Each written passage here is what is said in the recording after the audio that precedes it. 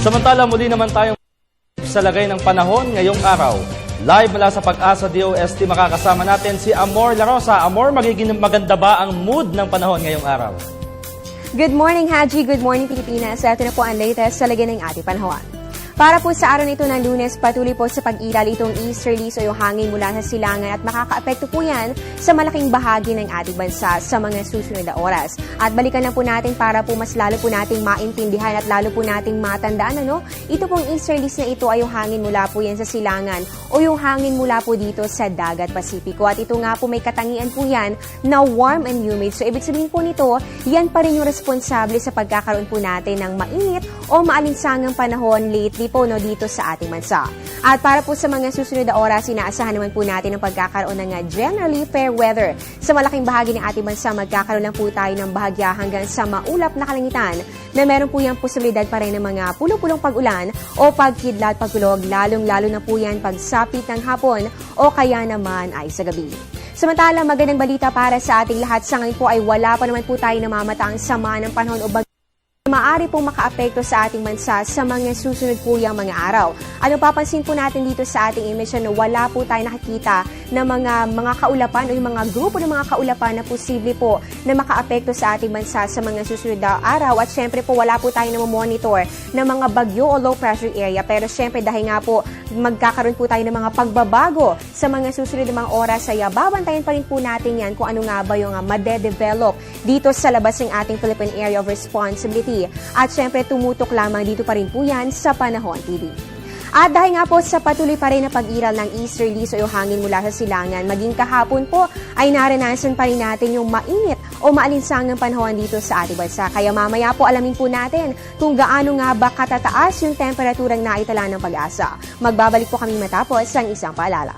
Mga kababayan, sa punto ito, alamin naman po natin kung saan nga ba naitala yung pinakamaiinit na panahon at saan nga ba ito naitala. Ayon po yan sa datos sa inilabas ng Pag-asa.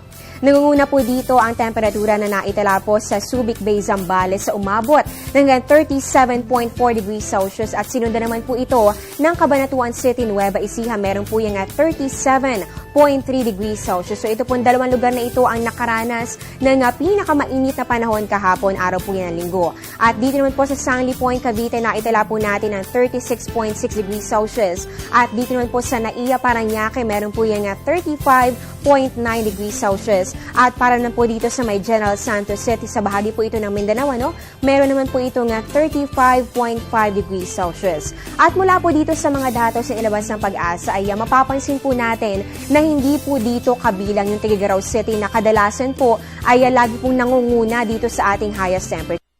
Ayon po kay Pag-asa weather forecaster Jory Lois ay kahapon po kasi ay merong mga namataan tayong mga kaulapan kaya ito po yung nakaapekto sa bahagya pong pagbaba ng kanilang temperatura. So kahapon po umabot lamang ng hanggang 33 degrees Celsius yung naranasan po nilang temperatura doon. At sa mga susunod po mga araw ay patuloy po nating babantayan kung ito nga bang pag-akyat ng ating temperatura ay patuloy pong mararanasan lalong-lalo na po sa karamihan po mga lugar dito sa ating sa Luzon. At paglilinaw lamang po ng Pag-asa, kahit po tayo po ay madalas na po makakaranas sa mga thunderstorms o yung pag-ulan, pagkidlat, pagkulog, lalong-lalo na po pagsapit ng hapon o kaya naman ay sa gabi, hindi po nangangahulugan ito na tayo po ay pumasok na sa official wet or rainy season. Ito lamang po ay indikasyon lamang na tayo po ngayong May na ito, kapag po ganitong buwan ay pumapasok na po tayo sa transition period mula po yan sa hanging amihan o northeast monsoon na naranasan po natin noong mga nakaraang buwan, tayo po ay nalalapit na sa pagpasok. Dito naman po yan sa pag-iral nito southwest monsoon o yung hanging habagat. At bago po ako magpaalam, babati lang po muna ako kay Miss Emma and Mr. Albert Isang. Happy viewing po sa inyo at syempre have a great day.